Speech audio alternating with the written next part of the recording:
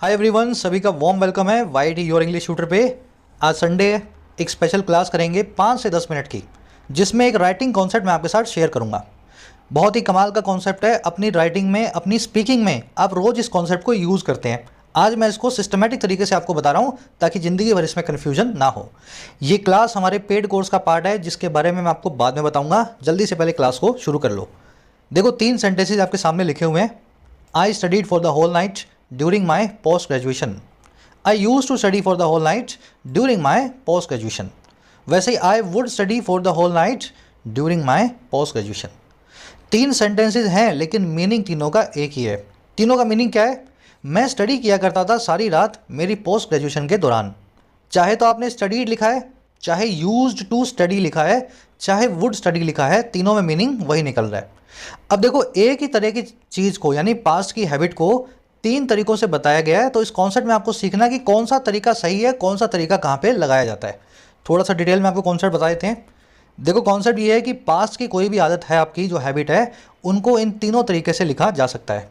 चाहे तो आप पास्ट इंडेफिनिट टेंस लगाएं, वर्ब की सेकंड फॉर्म लगाएं, आप लिख दें आई स्टडीड। चाहे तो आप यूज्ड टू प्लस में वर्ब की बेस फॉर्म लगाएं और आप लिख दें आई यूज टू स्टडी। और चाहे आप वुड स्टडी लिखें, वुड प्लस में वर्ब की बेस फॉर्म लगाएं। लेकिन तीनों में फ़र्क है। फ़र्क ये है कि पहले तरीके में सेंटेंस जो है ना, अनक्लियर होता है। देखो कैसे, मान लीजिए मैं इस सेंटेंस को यहाँ से, इस पोर्शन को निकाल दूँ, I studied for the whole night. अब इसके 2 मीनिंग है, मैं रात भर पढ़ा या मैं रात भर पढ़ा करता था। बात आई समझ में? ये वर्ब की जो सेकंड फॉर्म है ना, ये बहुत अनक्लियर होती है जनरल हैबिट को बताने के लिए, क्योंकि इसका मीनिंग ये भी तो निकलता है ना, मैं रात भर पढ़ा था। एक ही रात की बात थी, वन टाइम एक्शन था, एक रात में पूरा पढ़ा था। लेकिन मैं मीनिंग निकालना चाह रहा हूँ कि मैं रात भर पढ़ा करता था, रोज़ रात में पढ़ा करता था। तो इसलिए वर्ब की सेकंड फॉर्म से पास्ट की हैबिट को बताना अवॉइड किया जाता है, क्योंकि ये थोड़ा सा अनक्लियर होता है। जब तक सेंटेंस में और हिंट्स आपको ना मिल जाएं, भाई मैं पोस्ट ग्रेजुएशन के दौरान पढ़ा करता था, जब तक इस तरीके से सेंटेंस आगे और कंटिन्यूड ना हो जिससे पास्ट की हैबिट का हिंट ना मिले, तब तक वर्ब की सेकंड फॉर्म को पास्ट हैबिट के लिए यूज़ नहीं करना है। समझ रहे हो ना बात? वैसे ये सही है बिल्कुल। अगर आपने इतना लिख रखा है ना, ये बिल्कुल सही है, मैं रात भर पढ़ा करता था, कोई गलत नहीं है। लेकिन आपका रीडर जो है वो कंफ्यूज हो सकता है कि सर आप एक रात पढ़े थे या रोज़ पढ़ते थे। तो इसलिए सेंटेंस में एडिशनल इन्फॉर्मेशन होना जरूरी है, ताकि आपकी रोज़ की पुरानी हैबिट को बताया जा सके वर्ब की सेकेंड फॉर्म से। अब इसका इलाज क्या है जी? इसका इलाज ये है कि जब तक आपको कन्फ्यूजन ना देनी हो, तब तक आप यूज़ करें यूज्ड टू प्लस में वर्ब की बेस फॉर्म को। पहला सेंटेंस लिखने की बजाय आप लिखें I use to study for the whole night during my post graduation. ध्यान देना, यहाँ पे स्टडी आएगा, स्टडीड नहीं आएगा। स्टडीड नहीं आएगा, वर्ब की बेस फॉर्म यानी कि स्टडी को लगाना है। अब आपके दिमाग में सवाल आएगा, सर मान लीजिए दूसरे तरीके से लिख दिया, तो फिर तीसरे की क्या ज़रूरत है? तो बड़ा आसान है। जो दूसरा तरीका है ना, वो क्लियर तो है लेकिन इनफॉर्मल है। कैसे इनफॉर्मल है? आप अपनी बात कर रहे हो, मैं रात भर पढ़ता था, ठीक है आपने लिख दिया। लेकिन मान लीजिए आप ऐसा बोलें कि माइकल जैक्सन जो है रोज़ 5 घंटे नाचने की प्रैक्टिस किया करता था, या उस्ताद जो जाकिर खान थे, कौन थे वो? तबले वाले, तो वो रोज़ 2.5 घंटा तबला बजाया करते थे। या पीएम मोदी जो थे, हर महीने एक फॉरेन टूर पे जाया करते थे।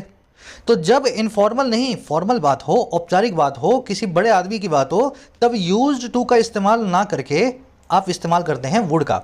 आप लिखेंगे I would study for the whole night during my post graduation. Formal तरीके से किसी पास्ट हैबिट को बताने के लिए आप वुड प्लस में वर्ब की बेस फॉर्म का इस्तेमाल करते हैं। ये दोनों ही सही हैं, बस फॉर्मल और इनफॉर्मल का फ़र्क है। मेरे ख्याल से कॉन्सेप्ट आपके दिमाग में बैठ गया होगा। अब कुछ क्वेश्चंस मैं आपके सामने रखता हूँ, उनको हमें प्रैक्टिस करना है। उसी के साथ में ये क्लास जो आप देख रहे हैं हमारे राइटिंग स्किल्स के कोर्स का पार्ट है। इसी तरीके से इस कोर्स में एक एक कॉन्सेप्ट आपको बिल्कुल बेसिक से करवाया जाता है। कोर्स आपको मिल जाएगा वाईटी ऐप पे, जाकर के डाउनलोड करें वाईटी ऐप को। कमेंट सेक्शन में इसका लिंक रखा है। राइटिंग का कोर्स अवेलेबल है, जैसा कि आपको मैंने बताया। यूपीएससी, एसएससी, बैंकिंग, किसी भी एग्जाम का राइटिंग का पोर्शन, पहले बेसिक्स और फिर एडवांस पोर्शन इस कोर्स में कवर्ड होता है। 60 से 70 घंटे का कोर्स है। हज़ारों लोग फ़ायदा ले चुके हैं, आप भी ले सकते हैं। क्रिसमस के मौके पे सीक्रेट सेंटा कोड को लगा करके इस कोर्स को आप 475 में ले सकते हैं। ऐप पे आपको राइटिंग कोर्स के साथ में बैंकिंग और एसएससी के कोर्सेज भी मिलेंगे। इन दोनों कोर्सेज के अंदर आपको बैंक और एसएससी के सारे सिलेबस को कवर करवाया जाता है, भरपूर प्रैक्टिस के साथ में। इन कोर्सेज का फ़ायदा भी ले सकते हैं। कमेंट सेक्शन में ऐप को डाउनलोड करें, और कोई भी क्वेरी हो तो ये नंबर है व्हाट्सएप का, इस पर जाके आप व्हाट्सएप करके टीम से बात कर सकते हैं। चलिए इस क्वेश्चन को सॉल्व करेंगे। ग्रीन रिवोल्यूशन से पहले इंडिया रशिया से अनाज मंगाया करता था। ग्रीन रेवोल्यूशन से पहले इंडिया रशिया से अनाज मंगाया करता था। अब देखो मुझे बताओ, यहाँ पे पास्ट की हैबिट दिख रही है नहीं दिख रही? बिल्कुल दिख रही है भाई। उससे पहले इंडिया रोज़ या हर महीने या हर क्वार्टर या हर साल रशिया से अनाज मंगाता था, एक हैबिट थी। अब इस सेंटेंस को हमें इंग्लिश में लिखना है। तो देखो काम कर रहा है यहाँ पे इंडिया, काम क्या हो रहा है? अनाज मंगाना, यानी कि अनाज को इंपोर्ट करना। तो सेंटेंस कुछ ऐसा बनेगा, इंडिया इंपोर्टेड, वर्ब की सेकंड फॉर्म यूज़ कर रहा हूँ मैं यहाँ, वर्ब की सेकंड फॉर्म को यूज़ कर रहा हूँ। इंपोर्टेड अनाज, और कहाँ से? From Russia. जहाँ से भी इंपोर्ट करते हैं फ्रॉम लगा के अब बताते हैं। और कब करते थे? बिफोर मतलब पहले। और किसके पहले? The green revolution.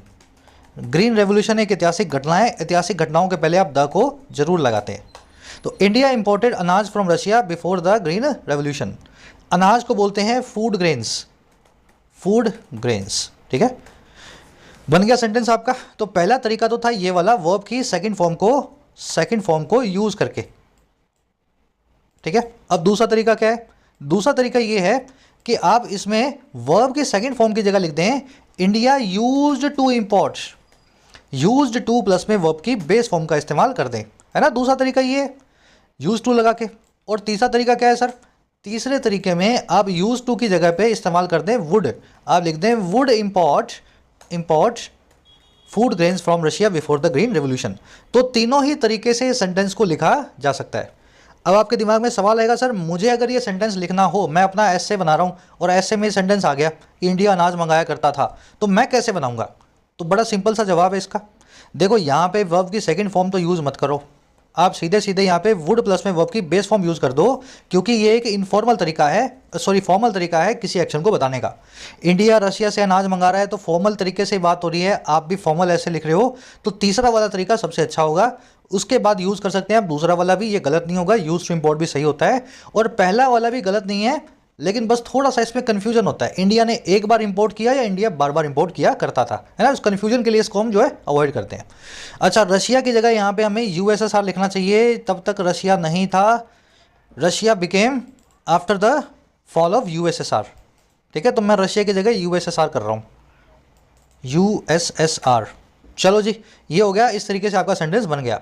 अब यहीं रैपअप करूँगा, इस सेशन को मैं ज़्यादा लंबा नहीं करूँगा। एक सेंटेंस आपको मैं दे रहा हूँ इसी तरीके से लिखने के लिए, तीनों ही तरीके से इस सेंटेंस को लिखना है। टेलीफोन की खोज से पहले लोग एक दूसरे को लेटर्स लिखा करते थे। टेलीफोन की खोज से पहले लोग एक दूसरे को खत लिखा करते थे। टेलीफोन की खोज को बोलेंगे इन्वेंशन। अगर इंग्लिश में लिखने की दिक्कत है आपको तो खोज को इंग्लिश में बोलते हैं इन्वेंशन, ठीक है। और दूसरा, एक दूसरे के लिए हम यूज़ करते हैं फ्रेज इंग्लिश में, एक दूसरे के लिए लिखते हैं हम टू ईच अदर। अब पूरा मसाला मैंने आपको दे दिया है, इस सेंटेंस को आपको बनाना है, तीनों ही तरीके से लिखना है, और फिर ये भी बताना कौन सा तरीका आपके हिसाब से तीनों में से बेटर होगा। कमेंट सेक्शन में मेरा भी आंसर डाल रहा हूँ, मेरे आंसर से अपने आंसर्स को मैच करना जरूर से कोशिश करना, लिखोगे तभी सीखोगे। एक लाइक और एक शेयर जरूर से देना इस क्लास को, अगर आपको चाहिए ये क्लास हर वीकेंड पे, हर संडे पे, ठीक है। आपके लाइक्स मिलते हैं 1000-2000 लाइक्स, तो मेरा मन करता है इस क्लास को बनाने का। अंटिल देन, कोर्सेज अवेलेबल हैं ऐप पे, जाके फ़ायदा ले सकते हो।